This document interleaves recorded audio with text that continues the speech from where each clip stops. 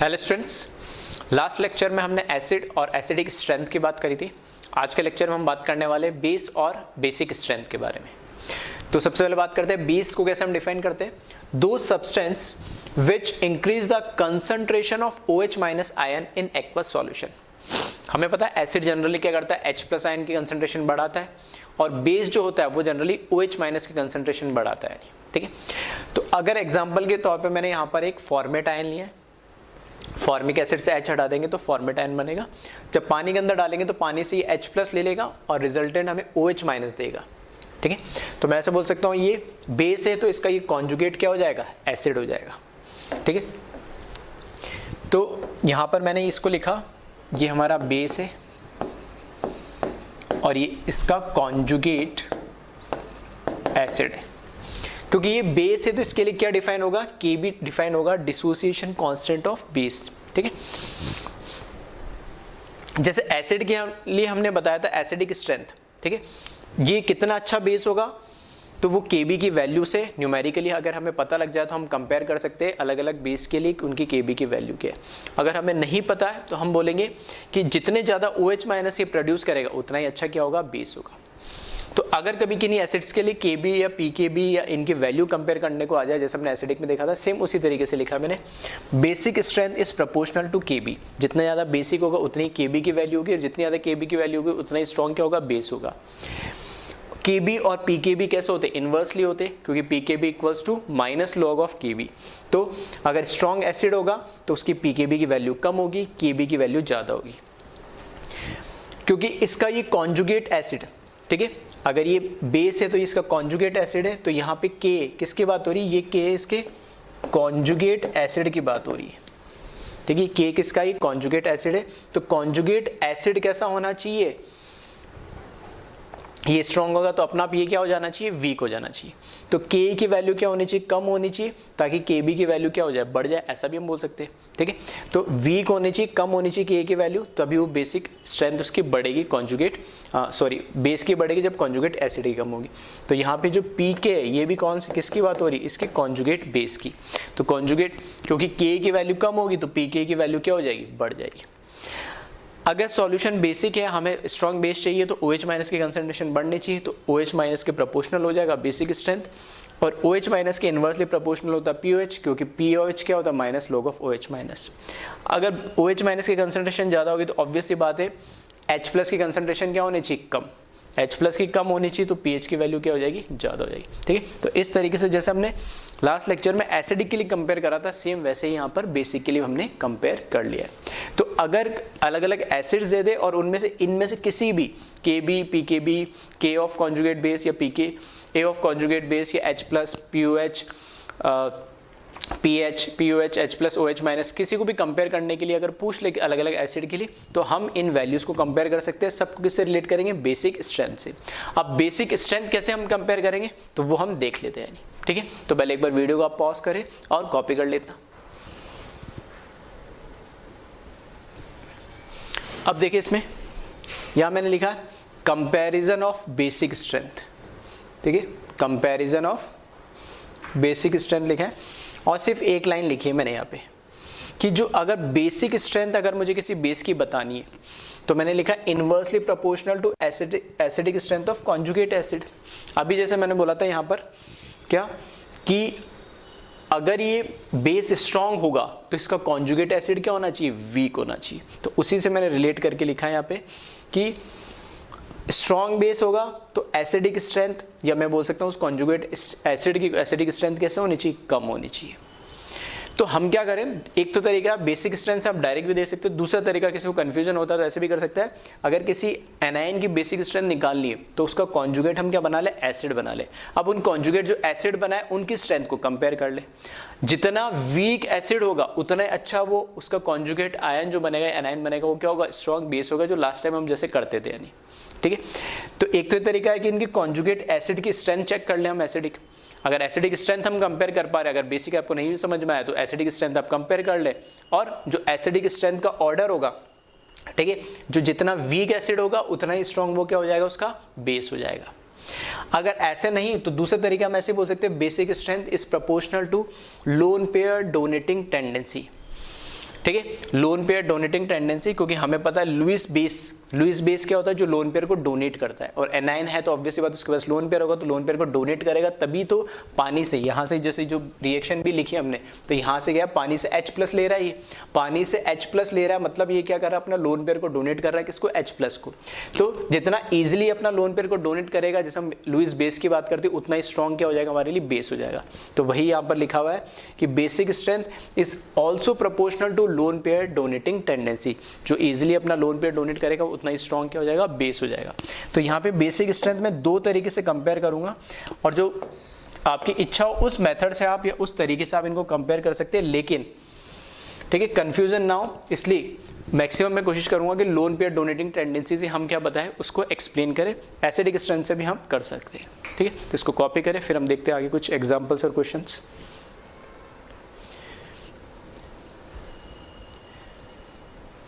अब यहाँ पे मैंने लिखा compare basic strength of following. ठीक है, अब इधर कुछ मैंने क्वेश्चंस लिख दिए। तो पहला मैंने यहाँ पे लिखा CH3COO- और HCOO-, इनकी बेसिक स्ट्रेंथ को कंपेयर करना है। पहला जो मैंने बोला कि एसिडिक, जो पीछे हमने लिखा था, इसका कॉन्जुगेट एसिड बना ले।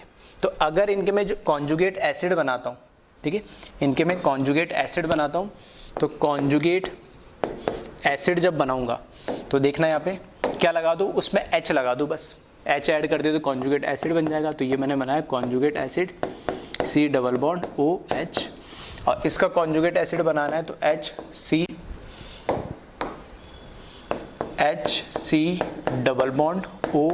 ये इसका कॉन्जुगेट एसिड हो गया। ठीक है, ये इसका कॉन्जुगेट एसिड, ये इसका कॉन्जुगेट एसिड। अब मैं क्या करूँ, जो कॉन्जुगेट एसिड है उन कॉन्जुगेट एसिड की एसिडिक स्ट्रेंथ कंपेयर कर लूँ। ठीक है, तो अगर मैं इनकी एसिडिक स्ट्रेंथ कंपेयर करता हूँ, ठीक है, इनकी क्या कंपेयर करता हूँ, कॉन्जुगेट एसिड की एसिडिक स्ट्रेंथ को मैं कंपेयर करता हूँ। तो ये तो हमने लास्ट लेक्चर में सीखा ही था कैसे एसिडिक स्ट्रेंथ कंपेयर करना है। तो हम कर क्या रहे थे अल्टीमेटली, हम उस केस में भी यही कर रहे थे कि इनके क्या बना लो, कॉन्जुगेट एनायन बना लो, और जितना ज़्यादा कॉन्जुगेट एनायन उनका स्टेबल होगा उतना स्ट्रॉन्ग क्या हो जाएगा, एसिड हो जाएगा। तो यहाँ पर हम देखेंगे तो रेजोनेंस, मतलब ये बोल सकते इक्वल RS तो दोनों में बनेगा, लेकिन एक्स्ट्रा क्या है, यहाँ पर H है और यहाँ पर क्या है CH3। CH3 क्या करेगा, इस एनायन में क्या करेगा, इलेक्ट्रॉन डेंसिटी को बढ़ाएगा, इलेक्ट्रॉन डेंसिटी को बढ़ाएगा तो इसको अनस्टेबल करेगा, जबकि इस केस में ये थोड़ा ज़्यादा स्टेबल होगा। ज़्यादा स्टेबल होगा एनायन तो एसिड भी कैसा होगा, ये स्ट्रॉन्ग होगा, जैसा कि हमने लास्ट लेक्चर में सीखा था। तो एसिडिक स्ट्रेंथ को अगर मैं कंपेयर करूंगा तो ये ज़्यादा स्ट्रॉन्ग एसिड होगा एज कंपेयर टू दिस।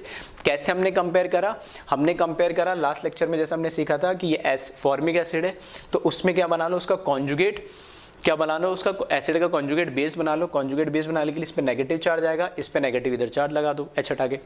अब यहाँ पे डबल सिग्मा लोन पेयर दोनों केस के अंदर, ठीक है, इक्वल RS तो बन ही रहा है। तो अब कैसे कंपेयर करें, तो यहाँ पर देखेंगे H है, यहाँ पे CH3, क्योंकि हमें एनायन की स्टेबिलिटी देखनी है ना। एनायन की स्टेबिलिटी क्या है कि उस इलेक्ट्रॉन डेंसिटी को कम करे, जबकि H का तो कोई इफेक्ट नहीं हो रहा, लेकिन CH3 क्या कर रहा है, उसकी इलेक्ट्रॉन डेंसिटी को बढ़ा रहा है, तो उसको अनस्टेबलाइज करता है। तो दोनों कंपेरिजन में इसका एनायन ज़्यादा स्टेबल होगा, कॉन्जुगेट बेस इस एसिड का ज़्यादा स्टेबल होगा, तो इस वजह से ये एसिड क्या हो जाएगा, स्ट्रॉन्ग हो जाएगा। अगर मैंने बोला ये स्ट्रॉन्ग एसिड है, ठीक है, अब इसका सुनना, यहां से अगर मैंने बोला ये स्ट्रॉन्ग एसिड है तो ये इसका कॉन्जुगेट क्या बन रहा है, बेस। तो कॉन्जुगेट बेस कैसा होगा, वीक हो जाएगा। ठीक है, अगर ये स्ट्रॉन्ग एसिड है तो इसका कॉन्जुगेट बेस कैसा हो जाएगा, वीक हो जाएगा। तो यहां पर मैंने इसकी कंपेयर करी क्या, बेसिक स्ट्रेंथ। ये तो है पहला तरीका जो हमने बोला था कि basic strength is inversely proportional to acidic strength of conjugate base. तो एसिडिक स्ट्रेंथ हमें पहले से पढ़ा था हमने, तो उससे हमने क्या बोला कि एसिडिक ये स्ट्रॉन्ग एसिड होगा तो उसका कॉन्जुगेट बेस क्या हो जाएगा, वीक। उसके आगे मैंने लिखा था proportional to lone pair donating tendency. जितना ज़्यादा लोन पेयर डोनेट करने की जिसकी टेंडेंसी होगी उतना स्ट्रॉन्ग क्या होगा, बेस होगा। उससे एक्सप्लेनेशन देखें तो यहाँ पर देखना C=O-, यहाँ पे भी C=O-। अब यहाँ पर CH3 है और यहाँ पर क्या H है, तो यहाँ पर जो ये CH3 है, इस CH3 क्या कर रहा है, प्लस I इफेक्ट दे रहा है, जबकि H का कोई इफेक्ट नहीं है। तो ये अल्टीमेटली यहाँ क्या करेगा, इलेक्ट्रॉन डेंसिटी को बढ़ाएगा। अब हमें चाहिए कि ये लोन पेयर को डोनेट करे। डोनेट कौन करेगा, जिसके पास इलेक्ट्रॉन डेंसिटी ज़्यादा होगा। तो ये पार्ट तो दोनों में आ रहा है कॉमन, इसमें H का कोई इफेक्ट नहीं है, लेकिन ये मिथाइल की वजह से प्लस आई की वजह से इलेक्ट्रॉन डेंसिटी को क्या कर रहा है, बढ़ा रहा है। इलेक्ट्रॉन डेंसिटी को ये बढ़ा रहा है तो ऑब्वियसली बात है इजीली क्या करना चाहेगा, डोनेट करना चाहेगा, और इजीली डोनेट करेगा तो ये अच्छा क्या हो जाएगा, स्ट्रॉन्ग बेस हो जाएगा, और इसके कंपैरिजन में ये वीक बेस आ जाएगा। तो वहां से भी देखोगे तो ये आंसर आ रहा है, और कॉन्जुगेट एसिड वाले मेथड से देखोगे तो भी आंसर यही आ रहा है। अभी आपकी चॉइस है कि आप क्वेश्चन को कैसे अटेम्प्ट करते हैं, दोनों तरीके से, दोनों मेथड से मैंने बता दिया है। फिर भी नहीं समझ में आया तो एक बार ठीक है वीडियो को फिर से रिवाइंड करना, ध्यान से सुनना, दोनों तरीके आपको समझ में आ जाएंगे। ठीक है, तो एक बार इसको कॉपी कर ले, फिर हम आगे देखते हैं।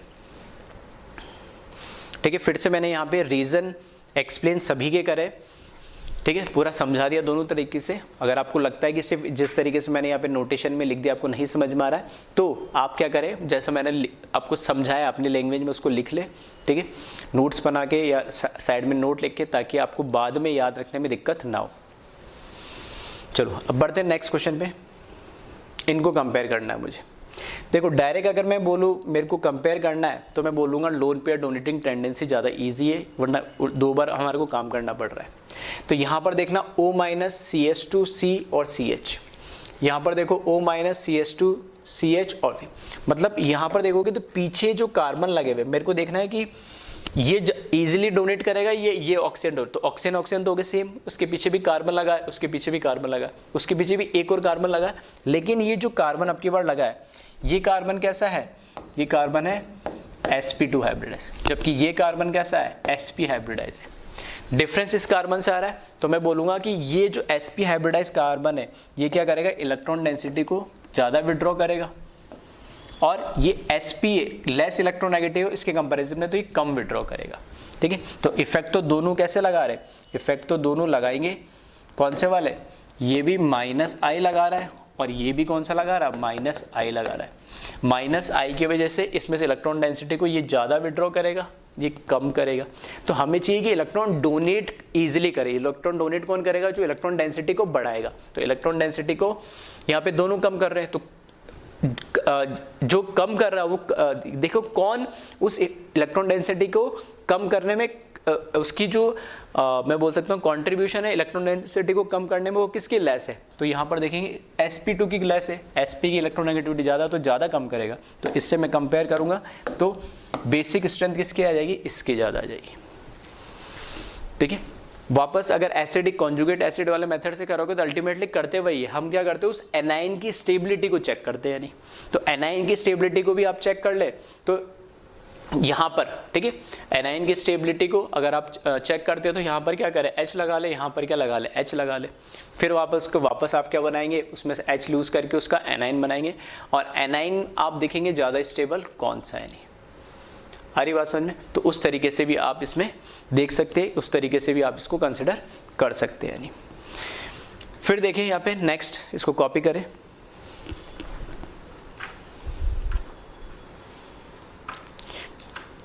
ठीक है, तो ये थोड़ा सिंपल मेथड होता है जिसमें हम लोन पेयर डोनेटिंग टेंडेंसी से करते हैं ताकि इसमें कंफ्यूजन कम रहे। यानी ठीक है,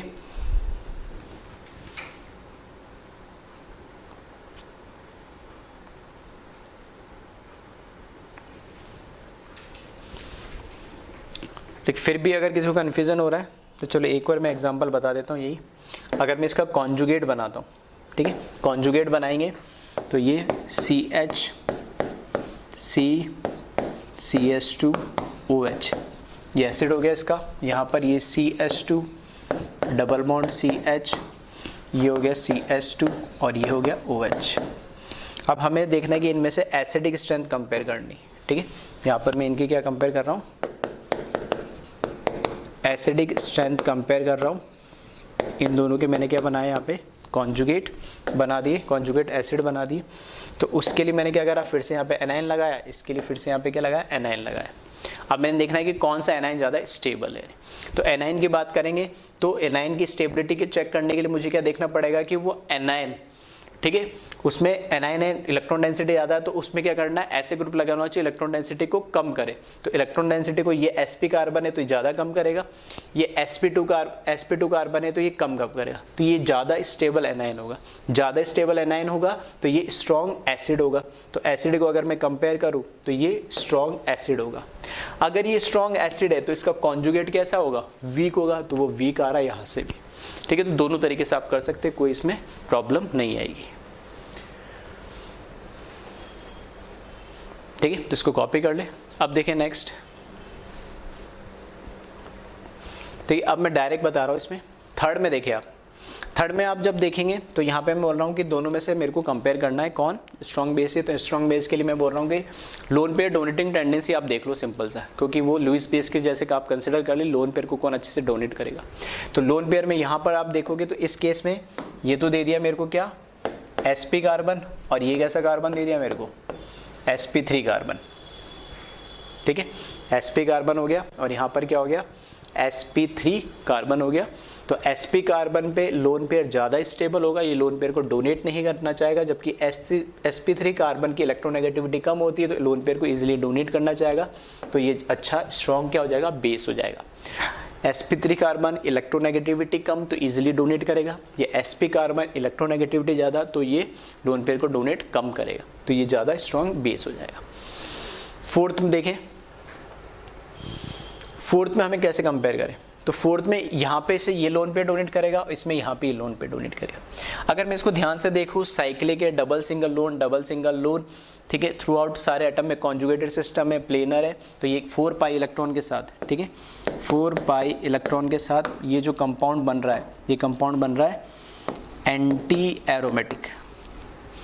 इस केस में अगर हम देखें तो वापस वही बात है, डबल सिंगल डबल, साइक्लिक, सारे sp2 हाइब्रिडाइज कॉन्जुगेटेड सिस्टम। तो यहाँ पर, ठीक है, इस केस में काउंट करूँ मैं तो 6 पाई इलेक्ट्रॉन है, और ये जो हमारे पास, ठीक है, ये जो हमारे पास कंपाउंड ये कैसा हो गया, एरोमेटिक हो गया। अब मैं कह रहा हूँ दोनों में से स्ट्रॉन्ग बेस कौन है, स्ट्रॉन्ग बेस वो होगा जो इजीली अपना लोन पेयर डोनेट करेगा। अब यहाँ पर क्या हो रहा है कि ये एंटी एरोमेटिक है, ये अपना लोन पेयर डोनेट यहाँ पे भी करना है, और ये एरोमेटिक है और यहाँ पे भी लोन पेयर डोनेट करना है। अगर ये लोन पेयर अपना डोनेट कर देगा, ठीक है, अगर ये अपना लोन पेयर डोनेट कर देगा तो लोन पेयर डोनेट करना ये जल्दी चाहेगा, क्यों, क्योंकि ये अनस्टेबल है, जबकि ये अपना लोन पेयर डोनेट नहीं करना है क्योंकि एरोमेटिक की वजह से ये ज़्यादा स्टेबल है। तो स्ट्रॉन्ग बेस कौन सा हो जाएगा, ये, और लोन पेयर डोनेट करने से ये एंटी एरोमेटिक से कैसा बन जाएगा, नॉन एरोमेटिक, जबकि ये लोन पेयर डोनेट करेगा तो ये भी एरोमेटिक से कैसा बन जाएगा, नॉन एरोमेटिक। तो ये तो नॉन एरोमेटिक नहीं बनना चाह रहा, इसलिए अपना लोन पेयर डोनेट नहीं करना चाहेगा, जबकि ये अपना लोन पेयर डोनेट करना चाहेगा, उससे ये नॉन एरोमेटिक बन जाएगा, और नॉन एरोमेटिक बनते ही इसकी स्टेबिलिटी क्या हो जाएगी, बढ़ जाएगी, ठीक है। इसलिए यहाँ पर ये कौन सा स्ट्रॉन्ग बेस कौन सा होगा, ये होगा, यानी जो हमारे पास कौन है, एंटी एरोमेटिक। इसको चाहे तो वैसे भी समझ सकते हैं, एक बार इसको इतना कॉपी करें फिर मैं आगे बताता हूँ, ठीक है। वीडियो पॉज करके इसको कॉपी कर लेना, जो मैं कहना चाह रहा हूँ, ठीक है। अगर इसको मैं अगर ऐसे चेक करें हम, तो चलो इसको जैसे मैं देखता हूँ, अगर ये लोन पेयर डोनेट करता है, लोन पेयर डोनेट करता है तो वाटर से क्या लेगा, H+ लेगा, H+ लेने पे, ठीक है, H+ यहाँ पे जब लेगा तो ये कंपाउंड किस तरीके से बन जाएगा, इस तरीके का बन जाएगा,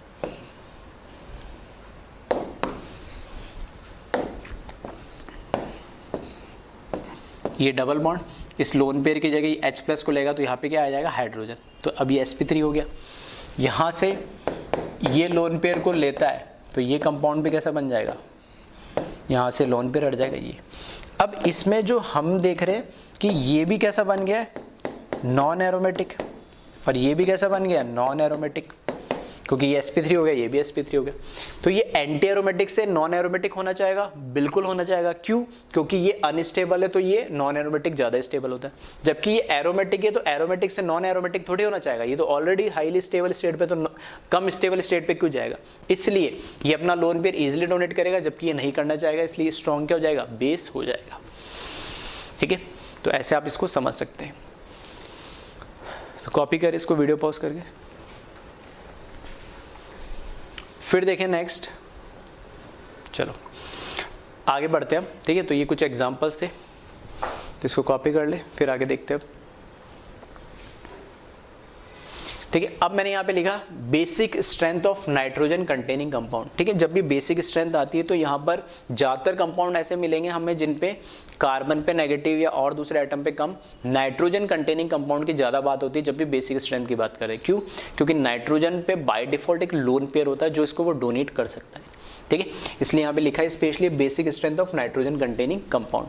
सिंपल सा लिखा मैंने, basic strength is proportional to lone pair donating tendency.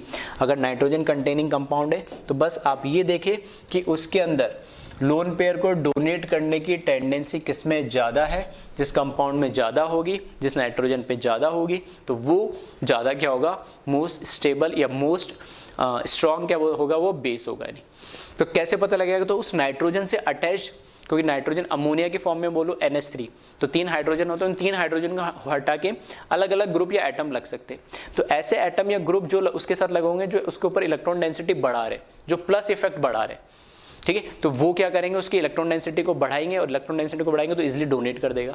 अगर ऐसे ग्रुप या एटम लगे हुए जो इलेक्ट्रॉन डेंसिटी को कम करेंगे, तो वो अपना लोन पेयर को डोनेट नहीं करना चाहेगा, क्योंकि उसमें इलेक्ट्रॉन डेंसिटी कम होगी, तो वो कैसे हो जाएगा, वीकर बेस हो जाएगा। तो उसी के रेस्पेक्ट में यहाँ पर हमने लिखा compare basic strength of following compound. सबसे पहले मैंने लिया अमोनिया NH3, एक H हटा के एक R मतलब एल्काइल ग्रुप लगा दिया, कोई भी CH3 C2H5 कुछ भी, उसके बाद 2 एल्काइल ग्रुप लगा दिए, उसके बाद 3 एल्काइल ग्रुप लगा दी। तो इसमें मुझे कंपेयर करना है कि कौन अच्छा स्ट्रॉन्ग बेस है। तो यहाँ पर मैं कह रहा हूँ कि यहाँ पे 3 हाइड्रोजन लगे हुए, इस नाइट्रोजन से एक R लग गया, और R का इफेक्ट हमें पता है क्या होता है, ये प्लस I इफेक्ट होता है, ठीक है। यहाँ पर भी 2 R लगे तो 2 प्लस I लग जाएंगे इस पे, और यहाँ पर 3 R लगे तो 3 प्लस I इफेक्ट लग जाएंगे इसमें। तो ये नाइट्रोजन पे सभी क्या कर रहे होंगे, थ्रू सिग्मा बॉन्ड, ठीक है, थ्रू सिग्मा बॉन्ड भले वीक इफेक्ट है, लेकिन अल्टीमेटली कंपेयर तो कर ही सकते हैं हम। इलेक्ट्रॉन डेंसिटी सिग्मा बॉन्ड के थ्रू क्या करेगा, इंडक्टिव इफेक्ट के थ्रू क्या करेगा, बढ़ाएगा। तो इलेक्ट्रॉन डेंसिटी हम देख रहे हैं कि जितने R ग्रुप लगते जाएंगे नाइट्रोजन से, इलेक्ट्रॉन डेंसिटी क्या होती जाएगी, बढ़ती जाएगी। जैसे जैसे इलेक्ट्रॉन डेंसिटी बढ़ती जाएगी तो नाइट्रोजन के पास जो लोन पेयर है उसको डोनेट करने की टेंडेंसी भी क्या होती जाएगी, बढ़ती जाएगी। तो इस ऑर्डर में इलेक्ट्रॉन डेंसिटी बढ़ेगी और इसी ऑर्डर में बेसिक स्ट्रेंथ भी बढ़ जाएगी। तो इसको एक बार वीडियो पॉज करके आप कॉपी करें।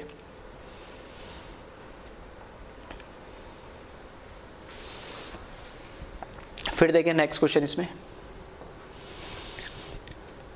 ऐसा ही कुछ क्वेश्चन देखें। अब सेकंड वाला, यहां पे इस नाइट्रोजन पे लोन पेयर है, ये भी 3 मेंबर साइक्लिक रिंग है, नाइट्रोजन इस पे भी लोन पेयर, एक हाइड्रोजन लगा, एक हाइड्रोजन लगा है।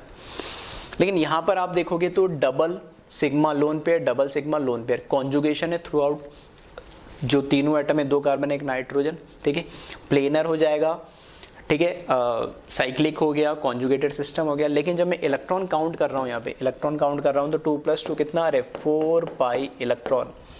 4 पाई इलेक्ट्रॉन का मतलब ये कैसा हो गया, एंटी एरोमेटिक हो गया ये, जबकि यहाँ पर कोई ऐसा है ही नहीं, कॉन्जुगेटेड सिस्टम ही नहीं है, तो मैं तो बोल सकता हूँ इसको सिंपली कैसा हो गया, ये नॉन एरोमेटिक हो गया। अब ये एंटी एरोमेटिक है, नॉन एरोमेटिक, तो बात वही आ गया। दोनों की स्टेबिलिटी की अगर मैं बात करूं तो एंटी एरोमेटिक हाईली अनस्टेबल होगा, तो ये अपना लोन पेयर डोनेट करके नॉन एरोमेटिक बनना चाहेगा। जबकि अभी तो ये पहले से नॉन एरोमेटिक है, तो लोन पेयर डोनेट भी कर देगा, तो कोई खास ज़्यादा फर्क नहीं पड़ेगा। इसलिए अगर मैं इनकी बेसिक स्ट्रेंथ को कंपेयर करूँ तो ये स्ट्रॉन्गर बेस होगा। क्यों? क्योंकि एंटी एरोमेटिक है, अपना लोन पेयर इजिली डोनेट करके, और ये नॉन एरोमेटिक में कन्वर्ट होना चाहेगा, जैसे अभी हमने लास्ट क्वेश्चन करा था।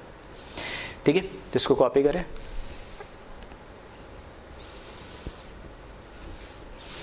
फिर देखें नेक्स्ट क्वेश्चन। यहां पर मैंने क्या करा, बेंजीन रिंग ली, उसके ऊपर NH2 लगा दिया। यहां पे 6 मेंबर साइक्लिक रिंग ली, उसके ऊपर NH2 लगाए। अब दोनों में से ज्यादा बेसिक कौन होगा? मैंने बोला जो लोन पेयर इजीली डोनेट हो पाए। ये जो लोन पेयर है इस बेंजीन रिंग के साथ double sigma lone pair conjugated system के थ्रू रेजोनेंस में पार्टिसिपेट करेगा, जबकि यहां पर ये लोन पेयर कहीं कोई कॉन्जुगेशन पे पार्टिसिपेट नहीं कर रहा, लोन पेयर इधर ही है। ऐसे में ध्यान रखना, ऐसा लोन पेयर जो कॉन्जुगेशन नहीं कर रहा है या रेजोनेंस में पार्टिसिपेट नहीं कर रहा है, ऐसे लोन पेयर को हम बोलते हैं लोकेलाइज्ड लोन पेयर। लोकेलाइज्ड मतलब एक ही जगह फिक्स्ड है वो।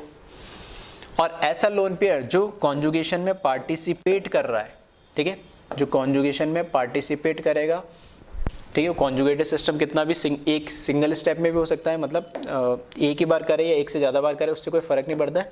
लेकिन अगर लोन पेयर रेजोनेंस या कॉन्जुगेट सिस्टम का पार्ट है, तो ऐसे लोन पेयर को हम बोलते हैं डीलोकेलाइज्ड लोन पेयर। ठीक है, डीलोकेलाइज्ड लोन पेयर। तो हमेशा जब भी हमें बेसिक स्ट्रेंथ कंपेयर करनी हो, ठीक है, या हमें नाइट्रोजन कंटेनिंग कंपाउंड की बात करेंगे, तो जो लोकलाइज्ड लोन पेयर है वो एक जगह क्या होगा, फिक्स होगा, यानी तो लोन पेयर आगे डोनेट होने के लिए इजीली अवेलेबल होगा।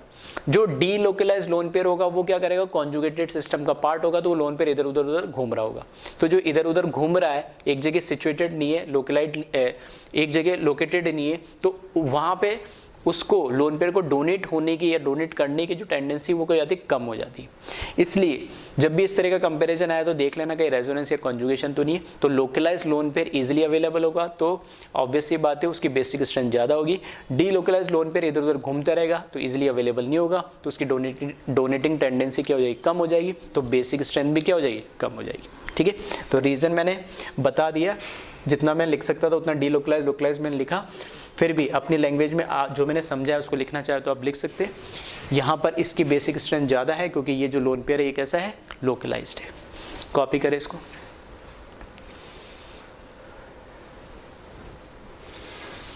नेक्स्ट क्वेश्चन देखें, इसमें मैं कंपेयर कर रहा हूँ, ठीक है। फिर से यहाँ देखें तो ये लोन पेयर को डोनेट करना है, लेकिन ये जो लोन पेयर है ना, ये लोन पेयर इस ऑक्सीजन के साथ, देखिए डबल सिग्मा लोन पेयर क्या है, कॉन्जुगेटेड सिस्टम में पार्टिसिपेट करेगा। यहां पर देखें ये जो लोन पेयर है ऐसा कोई कॉन्जुगेटेड सिस्टम है ही नहीं, तो वो ऐसा जरूरी नहीं है कि बेंजीन रिंग में ही होगा, ठीक है।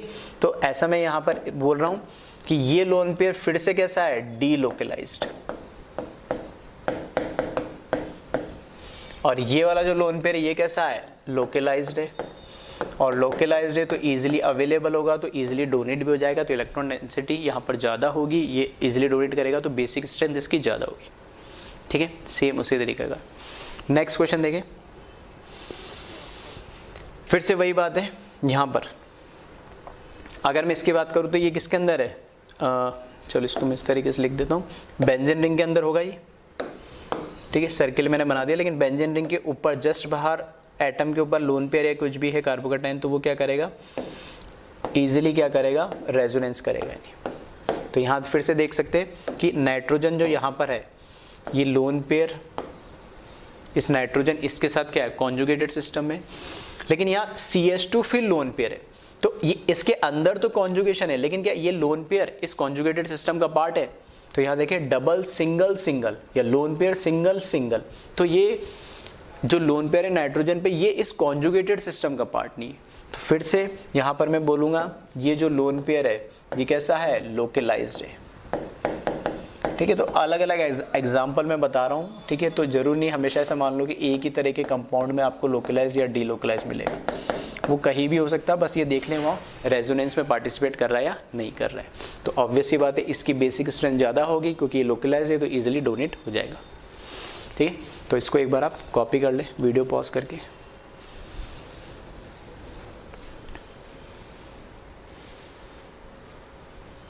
फिर आगे बढ़ते हैं हम। यहां पे देखें नाइट्रोजन की बात करें हम तो CH3CN, ठीक है। अब इधर देखिए तो यहाँ पे भी नाइट्रोजन, यहाँ पे भी nitrogen, CH2 CH3 CH2 CH3, तो कैसे कंपेयर करें। तो सिंपल सा है, ये जो नाइट्रोजन है ये नाइट्रोजन कैसा है, sp हाइब्रिडाइज है, ये वाला नाइट्रोजन कैसा है, डबल बॉन्डेड है, तो sp2, और ये नाइट्रोजन सिंगल बॉन्डेड है तो ये कैसा है, sp3। तो हमें पता है इलेक्ट्रोनेगेटिविटी बढ़ती है तो हाइब्रिडाइज जो इलेक्ट्रोनेगेटिविटी बढ़ेगी तो लोन पेयर को होल्ड करने की टेंडेंसी भी उसकी बढ़ेगी। तो sp जो हाइब्रिडाइज होती है उसकी इलेक्ट्रोनेगेटिविटी सबसे ज़्यादा है, फिर उससे कम, फिर सबसे कम। तो इलेक्ट्रोनेगेटिविटी इस नाइट्रोजन की ज़्यादा है, ठीक है। इस नाइट्रोजन की इलेक्ट्रोनेगेटिविटी ज़्यादा है तो ऑब्वियस सी बात है ये लोन पेयर को टाइटली होल्ड करेगा, ये थोड़ा वीकली करेगा, और वो सबसे वीक करेगा, तो जो सबसे वीक करेगा वो डोनेट भी क्या कर देगा, ईजिली कर देगा। तो यहाँ डोनेटिंग टेंडेंसी इसकी सबसे कम होगी, इसकी इससे ज़्यादा होगी। सबसे ज़्यादा डोनेटिंग टेंडेंसी किसकी होगी, जो sp3 हाइब्रिडाइज है जिसकी इलेक्ट्रोनेगेटिविटी तीनों नाइट्रोजन के अमंग क्या होगी, सबसे कम होगी, ठीक है। तो इस तरीके से आप डिफरेंट क्या कर सकते हैं, जो ठीक है कंपाउंड्स हैं उनको आप कंपेयर कर सकते हैं, और यहाँ पर हम बता सकते हैं, ठीक है, यहाँ पर हम बता सकते हैं कि कैसे हम बेसिक स्ट्रेंथ को कंपेयर करें अकॉर्डिंग टू, ठीक है, अकॉर्डिंग टू देयर क्या बोल सकते हैं हम, donating tendency of lone pair, ठीक है, इसको कॉपी कर ले।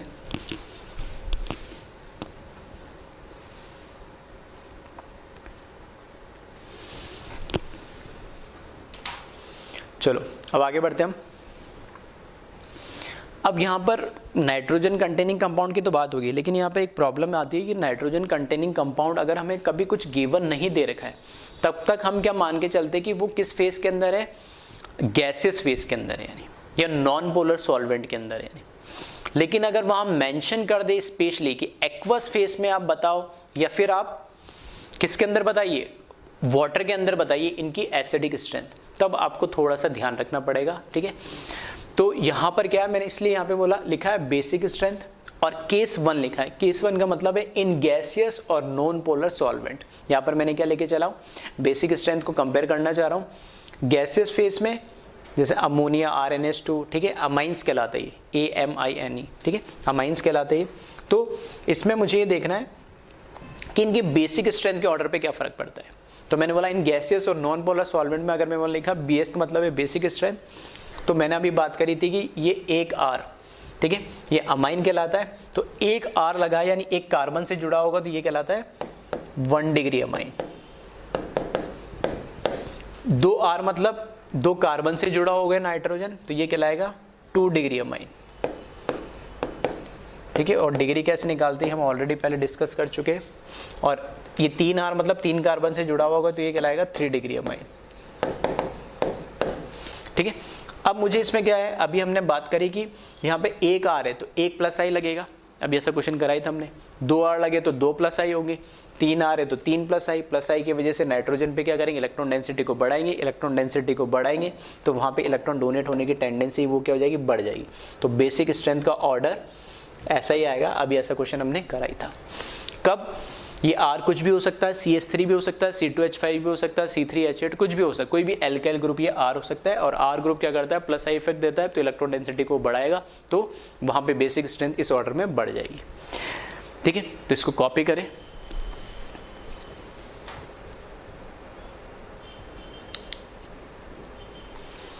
अब जो केस 2 है, ठीक है, वो थोड़ा इंपॉर्टेंट जिसको आप ध्यान से देखना है। नहीं, केस 2 मैंने लिखा इन एक्वस फेस, या फिर ब्रैकेट में लिख दिया मैंने वाटर।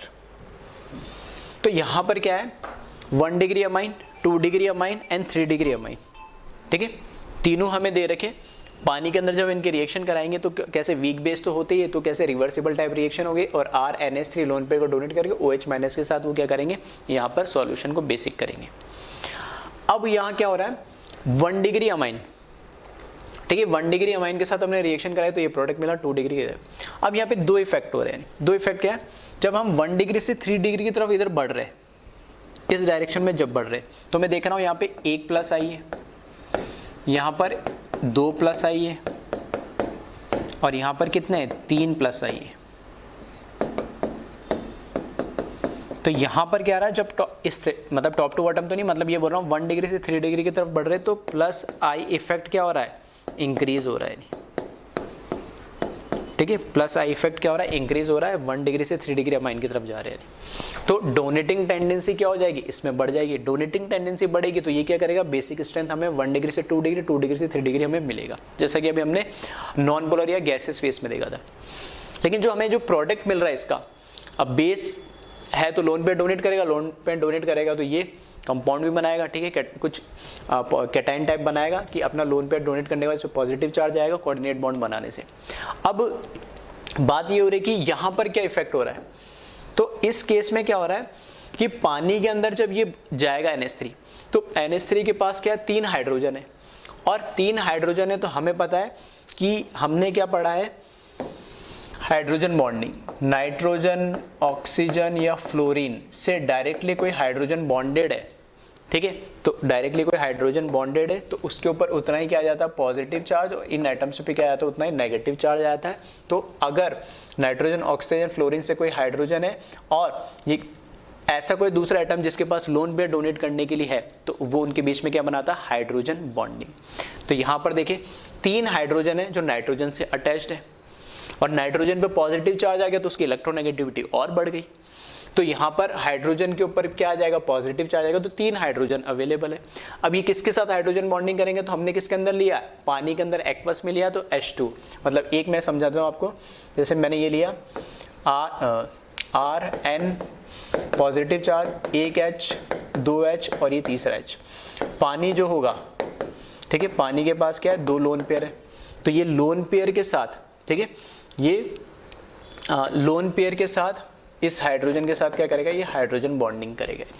तो ऐसे नाइट्रोजन के पास मेरे पास 3 हाइड्रोजन है, तो जितने ज़्यादा हाइड्रोजन होंगे उतनी ज़्यादा क्या होगी, हाइड्रोजन बॉन्डिंग होगी। जितनी ज़्यादा हाइड्रोजन बॉन्डिंग होगी, ये जो प्रोडक्ट बन रहा है ये स्टेबल होगा। स्टेबल होगा तो रिएक्शन किस डायरेक्शन में जाएगी, फॉरवर्ड डायरेक्शन में जाएगी। फॉरवर्ड डायरेक्शन में ज़्यादा जाएगी तो ये अपना लोन पेयर डोनेट कर रहा है, इसका मतलब ये स्ट्रॉन्ग कैसा हो जाएगा, बेस हो जाएगा। तो पहले केस में तो 3 हाइड्रोजन है, दूसरे केस में 2 R आ गए तो 2 ही हाइड्रोजन बचे, तीसरे केस में तो 1 ही हाइड्रोजन बचा। तो मैं कह रहा हूं कि जब मैं 1 डिग्री अमाइन से 3 डिग्री अमाइन की तरफ जा रहा हूं और प्रोडक्ट साइड में देख रहा हूं, तो मैं देख रहा हूं कि जो हाइड्रोजन बॉन्डिंग की जो टेंडेंसी है, ठीक है, हाइड्रोजन बॉन्डिंग की जो टेंडेंसी है वो क्या हो रही है, डिक्रीज हो रही है। हाइड्रोजन बॉन्डिंग क्या हो रही है, हाइड्रोजन बॉन्डिंग डिक्रीज हो रही है।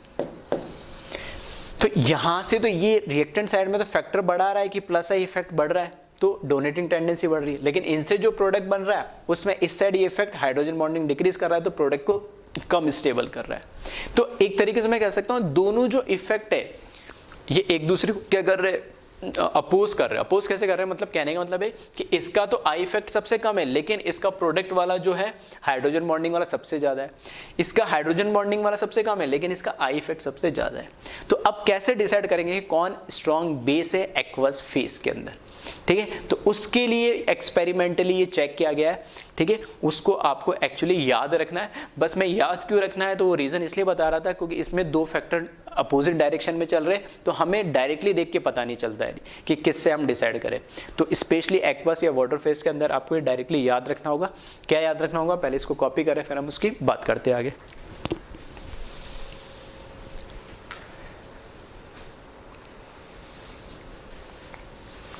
ठीक है, तो यहां पर मैंने लिखा है नोट की फॉर्म में।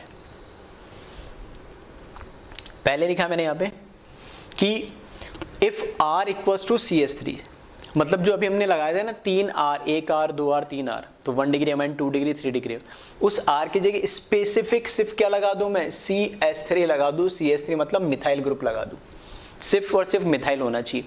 अगर मैंने मिथाइल ग्रुप लगाया तो यहां पर आप देखोगे ये क्या बन रहा है, ये बन रहा है 2 डिग्री अमाइन।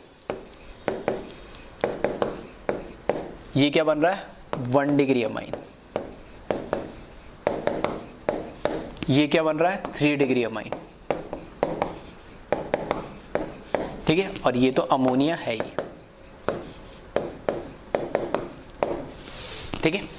तो इस केस में जब सिर्फ R की जगह CH3 और पानी के अंदर हम बात कर रहे हो, तो इनकी बेसिक स्ट्रेंथ का ऑर्डर ये रहता है, ये एक्सपेरिमेंटली डिटरमाइन किया गया है, ठीक है। ये ऑर्डर ऑफ बेसिक स्ट्रेंथ है, ठीक है।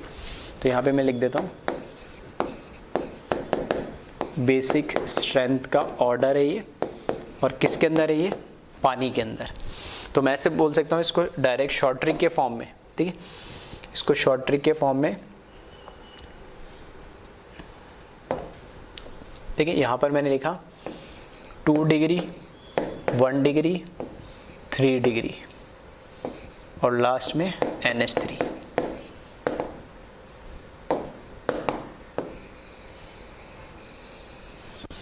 ठीक है, 213 होगा कब, जब यहां पे मिथाइल ग्रुप होगा सिर्फ, यानी, ठीक है। एक्सपेरिमेंटली डिटरमाइन किया इसी तरीके से, ठीक है।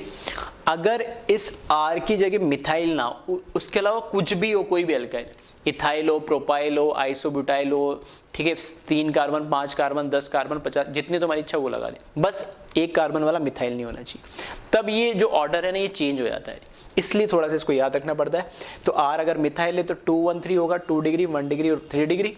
और अगर ये कैसा हो जाए, अदर देन मिथाइल कोई भी दूसरा ग्रुप हो जाए, तो ये चेंज होकर 213 की जगह 231 हो जाता है, ठीक। तो एक बार इसको कॉपी करें नीचे, फिर हम इसको देखते हैं।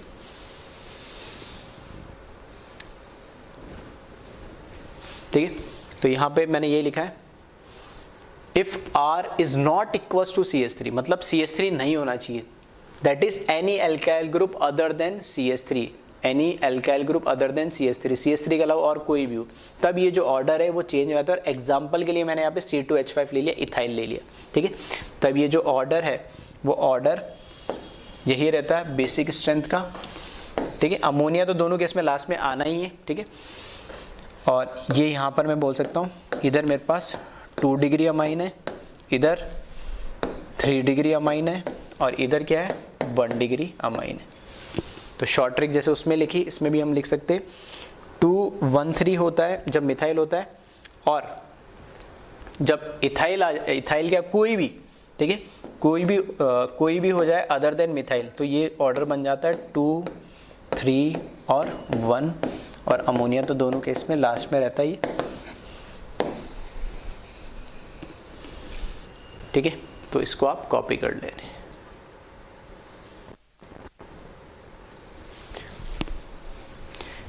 ठीक है। तो आप इसको एज एक्सेप्शन माने या कुछ भी माने, हाँ ऐसा क्यों हो रहा है तो उसका रीजन मैंने आपको समझाने की कोशिश करी है कि रिएक्टेंट साइड देखोगे तो प्लस आई बढ़ रहा है 1 डिग्री से 3 डिग्री की तरफ, और प्रोडक्ट साइड में देखोगे तो हाइड्रोजन बॉन्डिंग कम हो रही है 1 डिग्री से 3 डिग्री की तरफ। तो इस वजह से ये है कि ऑर्डर एक्सपेरिमेंटली जो देखा गया, तो कई बार पूछा जाता है ये, तो इसको याद रखिएगा। एक्वस फेस में अगर नॉन पोलर या गैसेस फेस में अगर पूछा जा रहा है तब आपको नॉर्मल जैसे हम चेक करते हैं वैसे ही बताना है, ठीक है। चलो अब आगे बढ़ते हैं इसमें। यहाँ पे मैंने लिखा basic strength of aniline and it's derivative. जैसे हमने एसिड के अंदर फिनॉल और उसके डेरिवेटिव, कार्बोक्सिलिक एसिड और उसके डेरिवेटिव देखा था, वैसे ही यहाँ पे बेंजीन रिंग के ऊपर जब NH2 लग जाता है तो इसको बोला जाता है एनिलीन, ठीक है। इसका नाम है एनिलीन, ठीक है। तो हमें पता है इसमें बेंजीन रिंग के ऊपर NH2, तो अल्टीमेटली नाइट्रोजन के पास लोन पेयर है, पानी के साथ वो रिएक्ट करेगा तो H+ ले लेगा तो NH3+ बना लेगा और OH- देगा, और OH- देते ही कैसा हो जाएगा, बेसिक हो जाएगा। तो कैसे भी आप देख सकते हो कि जैसे हम कह रहे हैं बार-बार नाइट्रोजन कंटेनिंग कंपाउंड, तो हम ब्रॉन्स्टेड-लॉरी की बात करें तो ब्रॉन्स्टेड-लॉरी में H+ जो डोनेट करता है वो कैसा होता है एसिड, और H+ जो एक्सेप्ट करता है, ठीक है, वो कैसा होता है बेस। तो देखना ये H+ एक्सेप्ट कर रहा है, बिल्कुल। या फिर मैं ऐसे बोल सकता हूँ अगर सॉल्यूशन के अंदर OH- निकल रहा है तो भी कैसा होना चाहिए बेसिक, तो ये बिल्कुल OH- दे रहा है तो ये हो गया बेसिक। अब यही हो गया कि हम कैसे चेक करेंगे कि अल्टीमेटली यहाँ पे जो नाइट्रोजन पे लोन पेयर है ये डोनेट होना ही होना है, इसको डोनेट करना है, ठीक है। लोन पेयर डोनेट होना है किसी H+ को, ये पानी से H+ को ये लोन पेयर डोनेट करेगा।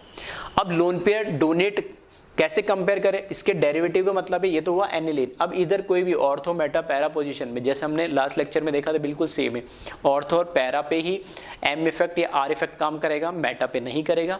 और अगर ऑर्थो मेटा पैरा पे कोई सब्स्टिट्यूटेड ग्रुप लग जाए इसके साथ एनिलीन के साथ तो उसका डेरिवेटिव कहलाएगा।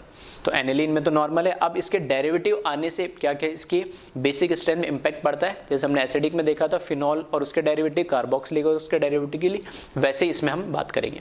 तो मैं वही कह रहा हूँ क्योंकि अल्टीमेटली अब इस केस में यहाँ पर लोन पेयर को डोनेट करना है, तो लोन पेयर को डोनेट करने के लिए यहाँ पर क्या चाहिए कि लोन पेयर की जो अवेलेबिलिटी है वो साथ में साथ जो इलेक्ट्रॉन डेंसिटी वो बढ़नी चाहिए। अगर ऐसे इसके साथ ग्रुप डेरिवेटिव के अंदर ऐसे ग्रुप लग जाए जो इलेक्ट्रॉन डेंसिटी इसमें क्या करे, विड्रॉ करे, तो यहाँ पे जो नाइट्रोजन के पास जो लोन पेयर है उसकी इलेक्ट्रॉन डेंसिटी क्या करेंगे, कम करेंगे, तो वो वीक बेस हो जाएगा। लेकिन ऐसे ग्रुप लग जाए जो इलेक्ट्रॉन डेंसिटी इसमें उल्टा और बढ़ा दे, यानी रिंग में बढ़ाए और रिंग के थ्रू वहां पे ऊपर बढ़ जाए, तो यहाँ पर ये क्या करेंगे, इसकी इलेक्ट्रॉन डेंसिटी को बढ़ाने से वहां पे डोनेटिंग टेंडेंसी जो हो जाएगी वो क्या हो जाएगी, इसकी बढ़ जाएगी। और डोनेटिंग टेंडेंसी अगर बढ़ेगी तो ये बेसिक स्ट्रेंथ इसकी क्या हो जाएगी, बढ़ जाएगी। इसलिए यहाँ पे लिखा है order of effect for basic strength. हमने जो अलग अलग इफेक्ट पढ़े हैं, M इफेक्ट, H इफेक्ट और I इफेक्ट, वो किस ऑर्डर में हमें बेसिक स्ट्रेंथ के लगाना है। तो यहाँ पे देख सकते हो +M सबसे पहले लिखा है, उसके बाद +H, उसके बाद +I, तो ये सब तो हुए डोनेटिंग वाले, क्योंकि हम इलेक्ट्रॉन डेंसिटी बढ़ानी है नाइट्रोजन के ऊपर ताकि वो डोनेट कर पाए।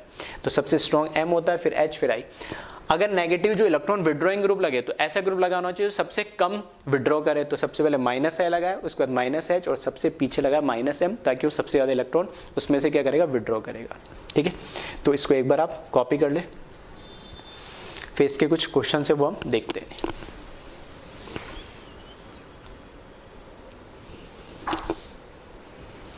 ठीक है, तो क्वेश्चन लिखा है compare the basic strength of following. अब इनकी बेसिक स्ट्रेंथ को हमें कंपेयर करना है। तो वापस ये जो ऊपर दिख रहा है आपको, ये तो कॉमन ही दिख रहा है, NH2 के ऊपर यहाँ पर क्या है, लोन पेयर है, इधर भी लोन पेयर है, बेंजीन रिंग बेंजीन। अब यहाँ पे क्या लगा, पैरा पोजीशन पे लगा CCl3, ठीक है। हमें पता है कैसा इफेक्ट देता है ये, -H इफेक्ट देता है। ऑर्थो पैरा पे देगा, मेटा पे होता है तो फिर ये H इफेक्ट नहीं देगा। अब यहाँ पे से, ठीक है, जैसे कल हमने देखा था, मैंने ऑर्थो मेटा पैरा पोजीशन में बताया था किस तरीके से रेजोनेंस के थ्रू वो इस रिंग के अंदर डोनेटिंग भी हो सकता है, विड्रॉइंग भी हो सकता है, कैसे पार्टिसिपेट करता है। तो यहाँ पे मेटा पे लग गया, इसके रेस्पेक्ट में ये मेटा पोजीशन है, ठीक है। तो यहाँ पर ये सिर्फ और सिर्फ कैसा इफेक्ट देगा, -I देगा, कोई कार्बन के पीछे 3 क्लोरीन लगे जो कि इलेक्ट्रोनेगेटिव है। तो इस वजह से यहाँ पर आप देखोगे कि इलेक्ट्रॉन डेंसिटी ये भी कम कर रहा है, ये भी कम कर रहा है, दोनों नेगेटिव है। लेकिन इलेक्ट्रॉन डेंसिटी को कौन जो इलेक्ट्रॉन डेंसिटी को ज़्यादा कम कर रहा है वो कैसा हो जाएगा, वीक बेस हो जाएगा। और जो इलेक्ट्रॉन डेंसिटी को कम वैल्यू में या मैग्नीट्यूड वाइज में कम कर रहा है तो वो थोड़ा उसके कंपैरिजन में स्ट्रॉन्ग बेस है। तो हमें पता -I इफेक्ट कैसा होता है, वीक इफेक्ट, तो ये अच्छा स्ट्रॉन्ग कैसा हो जाएगा, बेस हो जाएगा। कॉपी करें इसको। फिर देखें नेक्स्ट क्वेश्चन। फिर यहाँ पे देखिए तो CCl3 लगा है, पैरा पोजीशन पे लगा है, तो हमें पता है ये -H इफेक्ट देगा। CH3 लगा है पैरा पोजीशन पर, हमें पता है CH3 कैसा देता है, +H इफेक्ट देता है। तो +H का मतलब कैसा हो जाएगा, ये इलेक्ट्रॉन डेंसिटी को बढ़ाएगा, इलेक्ट्रॉन डेंसिटी को कम करेगा। तो हमें ऐसे ग्रुप चाहिए जो इलेक्ट्रॉन डेंसिटी को बढ़ाए, तो ये ऑब्वियस ही बात है स्ट्रॉन्ग क्या हो जाएगा, बेस हो जाएगा। कॉपी करें इसको भी।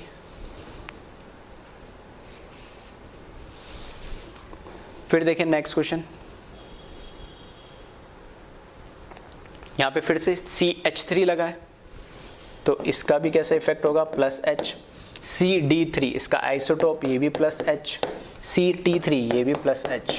तो अब कैसे डिफरेंशिएट करें, तो हमने बात करी लास्ट लेक्चर में और पहले भी कि H इफेक्ट तो तीनों देंगे क्योंकि तीनों आइसोटोप से हाइड्रोजन के, लेकिन स्ट्रॉन्ग H इफेक्ट किसका होता है, स्ट्रॉन्ग H इफेक्ट होगा CH का, क्योंकि C और H इजीली बॉन्ड ब्रेक होगा तो वो सिग्मा पाई बॉन्ड रेजोनेंस कर पाएगा, ठीक है। तो ज़्यादा ये इलेक्ट्रॉन डेंसिटी को CH3 बढ़ाएगा, तो ऑब्वियस सी बात है बेसिक स्ट्रेंथ भी इसकी सबसे ज़्यादा होगी, और फिर सबसे कम किसकी हो जाएगी, CT3 की हो जाएगी। कॉपी करें इसको।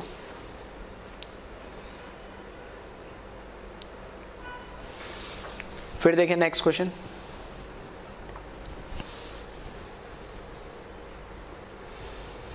फिर से यहाँ पे OCH3 लगा है, तो हमें अलग अलग ग्रुप का पता होना चाहिए। तो इस बेंजीन रिंग से पैरा पे तो काम करता ही है, अब ठीक है, वो बॉन्ड बनाओ नहीं बनाओ कोई खास फर्क नहीं पड़ता, हमने पता लगे ऑर्थो पैरा पे ही काम करेगा।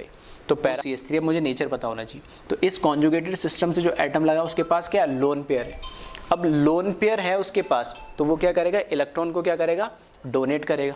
इलेक्ट्रॉन को डोनेट करेगा तो मैं ऐसे क्या बोल सकता हूँ इसको, +M या +R इफेक्ट देगा। CH3 कैसा देगा, सिर्फ और सिर्फ +H इफेक्ट देगा, यानी ठीक है। CCl3 -H इफेक्ट देगा। और NO2 नाइट्रोजन से ज़्यादा more electronegative, double bonded oxygen, और एक कैसा होता है, कोऑर्डिनेट बॉन्डेड होता है। तो मैंने पूरा स्ट्रक्चर नहीं बनाया, कई बार बना चुका हूँ। तो ये कैसा देता है, -M इफेक्ट देता है। तो ये दो तो बढ़ा रहे और ये दो कम कर रहे। अब जो बढ़ा रहे इलेक्ट्रॉन डेंसिटी उसमें देख सकते हैं M इफेक्ट सबसे डोमिनेट होता है, उसके बाद होता है H इफेक्ट। अब कम कर रहे तो ज़्यादा कौन कौन करेगा, -M वाला, तो ये सबसे बेकार हो जाएगा और ये सबसे अच्छा। इस तरीके से हम इसको कंपेयर कर सकते हैं, ठीक है। तो कॉपी करें इसको।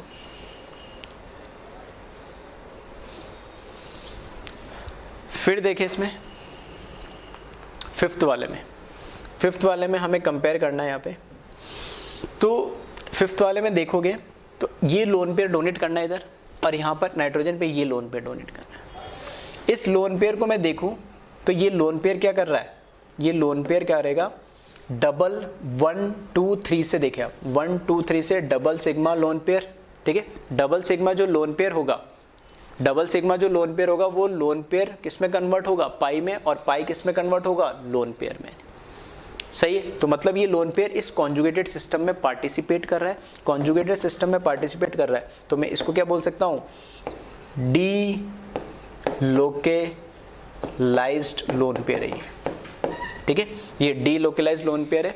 और यहाँ पे इस नाइट्रोजन की अगर मैं बात करूँ, ठीक है, इस नाइट्रोजन की अगर मैं बात करूँ तो इस पे जो लोन पेयर है, अगर आपने दिखने में तो यहाँ पे भी लग रहा है 1 2 3 डबल सिग्मा लोन पेयर, ये लोन पेयर को इधर और इधर मूव करा दिया, तो यहाँ पर ये जब लोन पेयर इसमें कन्वर्ट हो जाएगा तो ये जो नाइट्रोजन है ये डबल बॉन्डेड हो जाएगा और sp2 हो जाएगा, ठीक है। तो चलो मैं इसको बना के दिखाता हूँ, इधर थोड़ा सा इसको देखिए आप। अगर मैंने यहाँ पर ये बनाया नाइट्रोजन सिंगल बॉन्ड, ये बॉन्ड, ये डबल बॉन्ड ऑक्सीजन, यहाँ पर ऑक्सीजन पे नेगेटिव चार्ज आएगा और ये किस में कन्वर्ट हो जाएगा, पाई बॉन्ड में, ठीक है, और इस पे चार्ज क्या जाएगा, पॉजिटिव। अगर इसने क्या करा, यहाँ पे कॉन्जुगेशन दिखाया, अगर इसने कॉन्जुगेशन दिखाया तो ये जो नाइट्रोजन है, ये नाइट्रोजन कैसा बन जाएगा, sp2 बन जाएगा, 1 2 3 सिग्मा। और अगर आपने ध्यान दिया हो तो ये जो नाइट्रोजन है 6 मेंबर साइक्लिक रिंग है और बीच में एक रिंग और जुड़ी हुई है। तो मैंने बोला कोई भी जरूरी नहीं कि कार्बन एटम में कोई भी एटम हो सकता है। ये जो पोजीशन है इसको हम क्या बोलते हैं, ब्रिज हेड पोजीशन बोलते हैं, ठीक है। ये कौन सी पोजीशन है, ये ब्रिज हेड पोजीशन है और ब्रिज हेड पोजीशन पे कभी भी, ठीक है, ब्रिज हेड पोजीशन पे कभी भी sp2 कार्बन या sp2 एटम पॉसिबल नहीं हो सकता। क्यों, क्योंकि वो प्लेनर हो जाएगा, एंगल स्ट्रेंथ बहुत बढ़ जाएगा, तो वो कंपाउंड हाईली कैसा हो जाएगा, अनस्टेबल हो जाएगा। तो अल्टीमेटली बात ये हो रही है कि यहाँ पे ये जो कॉन्जुगेशन कर रहा है ना, ये बिल्कुल पॉसिबल नहीं है, कॉन्जुगेशन में पार्टिसिपेट करेगा ही नहीं। अब ये जब कॉन्जुगेशन में पार्टिसिपेट करेगा ही नहीं तो ये जो लोन पेयर होगा, ये लोन पेयर कैसा हो जाएगा, लोकलाइज्ड लोन पेयर हो जाएगा, मतलब ये लोन पेयर फिक्स्ड हो गया, ये कभी भी कॉन्जुगेशन में पार्टिसिपेट नहीं करेगा और पार्टिसिपेट नहीं करेगा तो इजीली क्या कर देगा, ये डोनेट कर देगा।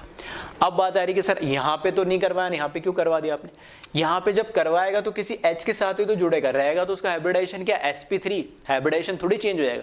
ये तो जब इसके साथ पाई बॉन्ड बनाएगा तब इसका हाइब्रिडाइजेशन चेंज होगा। यदि आ रही मेरी बात समझ में, तो ध्यान से फिर से सुन लेना, रिवाइंड करके पूरा तरीके से मैंने बोला है, समझा है। तो यहाँ पे ये लोकलाइज्ड है, ये डीलोकलाइज्ड है, तो ये स्ट्रॉन्ग क्या हो जाएगा, बेस हो जाएगा। कॉपी करें इसको,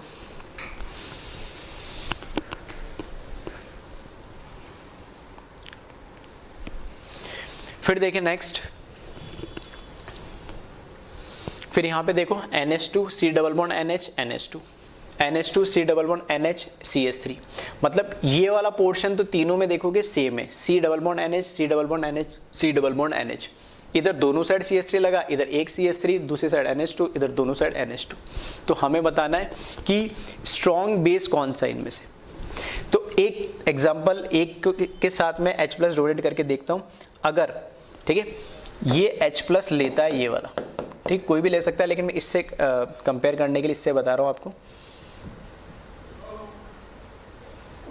ठीक है। जब ये H प्लस ले लेगा तो ये कंपाउंड ऐसे बन जाएगा आपका NH2 NH2 single bond double bond, ये लोन पेयर को देने के बाद ये NH2 बन जाएगा और यहाँ पे क्या चार्ज आएगा, पॉजिटिव, और यहाँ पे NH2, ठीक है। अब ये जो नाइट्रोजन पे पॉजिटिव चार्ज है ये स्टेबल तो है नहीं, ठीक है, स्टेबल है नहीं, तो ये पॉसिबिलिटी क्या है इसको स्टेबल करने के लिए, डबल सिग्मा लोन पेयर, तो ये लोन पेयर पाई में कन्वर्ट हो जाए और पाई वापस इसमें आ जाए, लोन पेयर में कन्वर्ट हो जाए। तो अगर मैंने इसका एक और रेजोनेटिंग स्ट्रक्चर बना दिया तो ये कैसे बन जाएगा, NH2 plus double bond C, और यहाँ पर क्या आ जाएगा, NH2 आ जाएगा ये, और यहाँ पर क्या आ जाएगा, NH2 आ जाएगा, इस तरीके से। तो इस केस में मैं देख रहा हूँ कि H प्लस को डोनेट करने के बाद यहाँ पर पॉजिटिव चार्ज आ रहा है जो कि स्टेबल नहीं है, लेकिन हाँ यहाँ पे एक NH2 और दो NH2, दो NH2 लगे हुए, और ये दोनों NH2 क्या करेगा, कॉन्जुगेशन के थ्रू इस पॉजिटिव चार्ज को स्टेबलाइज करेंगे। कैसे, क्योंकि एक बार इस पे पॉजिटिव आया, एक बार इस पे पॉजिटिव आया, एक बार इस पे पॉजिटिव आया, 3 रेजोनेटिंग स्ट्रक्चर बन जाएंगे। तो वो जो पॉजिटिव चार्ज हो रहा है वो डीलोकलाइज हो रहा है 3 एटम पे। सेम कहानी यहाँ पे भी होगी, यहाँ पे पॉजिटिव चार्ज आ गया, लेकिन वो एक बार इधर आएगा और एक बार इधर आएगा, दो ही नाइट्रोजन पे क्या होगा, डीलोकलाइज होगा, जबकि इस केस में तो कोई पॉसिबिलिटी नहीं है, CH3 तो कोई डीलोकलाइजेशन करेगा ही नहीं। तो जितना ज्यादा हमारे पास H प्लस लेने के बाद H+ लेने के बाद यानी डोनेटिंग टेंडेंसी किसकी ज़्यादा होगी, क्योंकि जो हमें प्रोडक्ट मिल रहा है वो भी तो स्टेबल बनना चाहिए। वैसे भी देख सकते हैं हम इसके, तो सबसे ज़्यादा स्टेबल ये होगा और उसके बाद ये, क्योंकि ये सबसे ज़्यादा ईजिली लोन पेयर को डोनेट कर सकता है, ठीक है। ताकि इसमें क्या है, जो डोनेट करने के बाद हमें कंपाउंड मिल रहा है वो रेजोनेंस के थ्रू क्या हो रहा है, स्टेबलाइज हो रहा है। ये जो तीनों बेस है, ठीक है, वैसे तो हम जनरली बोलते हैं नाइट्रोजन कंटेनिंग और उसके डेरिवेटिव या एनिलीन उसके डेरिवेटिव, तो वो कैसे होते हैं, वीक बेस होते हैं यानी, लेकिन ये स्पेशल काइंड ऑफ बेस होते हैं, ठीक है, और ये स्ट्रॉन्ग बेस होते हैं बहुत, ठीक है, स्ट्रॉन्ग बेस होते हैं। इनका नाम भी है, ठीक है, तो हो सके तो ध्यान रखना, इनको बोलते हैं ग्वानिडाइन बेसिस,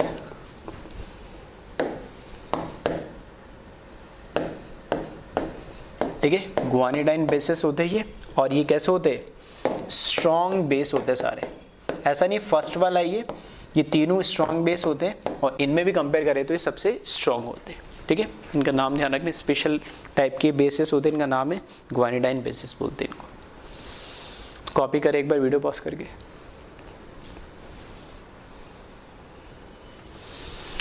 चलो ठीक है, आगे देखते हैं अब हम।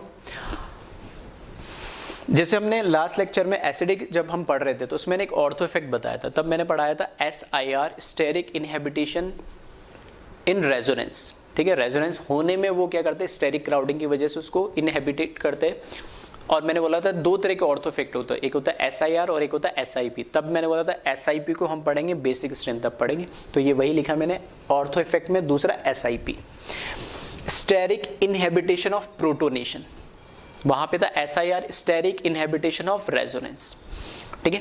वहां पे मैंने उसको पूरा अलग से एक्सप्लेन करा था, यहाँ पे इसको देख लो। यहाँ पे मैंने सेम कहानी है, वहां पे भी ये था कि जो भी फिनॉल था या जो भी ग्रुप है, ठीक है, कार्बोक्सिलिक ग्रुप था, प्लेनर होना चाहिए था, ऐसा कुछ कंडीशन थी, ठीक है, उसमें देख लेना, डिटेल बता दिया मैंने। बोला था अब यहाँ पे जो एनिलीन है, इस एनिलीन के ऑर्थो पोजिशन पे, ठीक है, इस एनिलीन के रेस्पेक्ट में अगर ऑर्थो पोजिशन पे अगर कोई ग्रुप लगा हुआ है, ठीक है, जैसे वहां पे भी क्या होता कि उस कार्बोक्सिलिक या sp2 प्लेनर ग्रुप के ऑर्थो पोजीशन पे लगा होना चाहिए, तो सेम कंडीशन है कि ऑर्थो पे होना चाहिए। मेटा पैरा पे होगा तो ये एप्लीकेबल नहीं होगा, उसको SIP नहीं बोलेंगे। तो इस एनिलीन के ऑर्थो पोजीशन पे कोई भी CH3 C2H5 या कोई भी बल्कि ग्रुप लगा हुआ होता है, तब जब इसकी रिएक्शन होगी तो ये इससे क्या करेगा, पानी से लोन पेयर लेगा, और इस तरीके से ये sp3 हाइब्रिडाइज है, और ये भी क्या हो गया हमारे पास sp3 हाइब्रिडाइज है। तो इसके अंदर क्या होता है, प्रोडक्ट बनने के बाद स्टेरिक क्राउडिंग होती है। स्टेरिक क्राउडिंग की वजह से यहाँ पर क्या होगा, ठीक है, स्टेरिक क्राउडिंग की वजह से यहाँ पे रिपल्शन होता है इसके अंदर,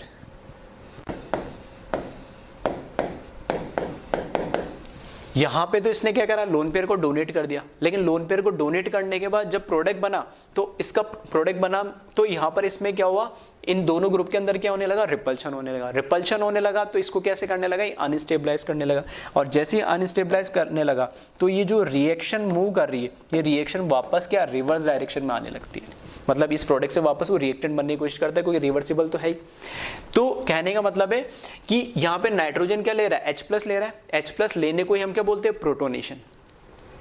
तो यहाँ पे लिखा है स्टेरिक इनहेबिटेशन ऑफ प्रोटोनेशन, मतलब स्टेरिक क्राउडिंग की वजह से जो प्रोटोनेशन हो रहा है उसको इनहेबिटेट कर रहा, मतलब उसको रुकावट पैदा कर रहा, उसको मना कर रहा प्रोटोन लेने से, इसलिए हम इसको बोलते हैं SIB, स्टेरिक इनहेबिटेशन ऑफ प्रोटोनेशन, ठीक है।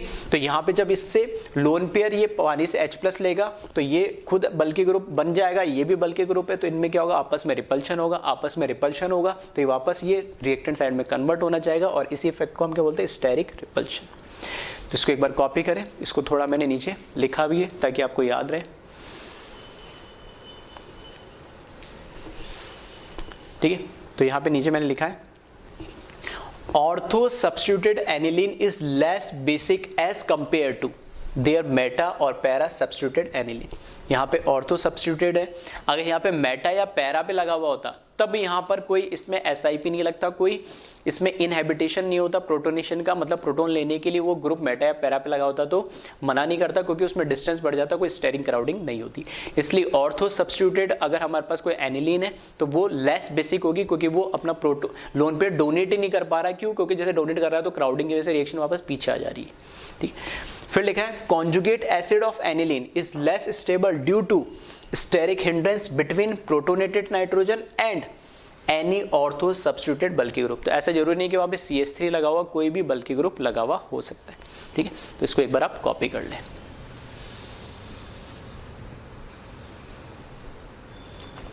ठीक है, तो ये पूरा कंप्लीट मैंने बेसिक स्ट्रेंथ आज के लेक्चर में कवर करा है, जिसमें हमारे बेसिक स्ट्रेंथ के अंदर सारे नॉर्मल एनाइन भी आ गए, नाइट्रोजन कंटेनिंग कंपाउंड भी आ गए और एनिलीन उसके डेरिवेटिव भी आ गए, और इसमें जो ऑर्थो इफेक्ट था जो SIP के नाम से, वो भी मैंने एक्सप्लेन कर दिया। ठीक है, तो रीज़न फिर से मैंने सबके एक्सप्लेन करे, सारे विथ रीज़न एक्सप्लेन करे, तो अपनी लैंग्वेज में इनको लिख लेना और फिर से वीडियो को रिवाइंड करके देखना, सब चीज़ें आसानी से आपको समझ में आएगी। ठीक है, ओके, थैंक यू क्लास।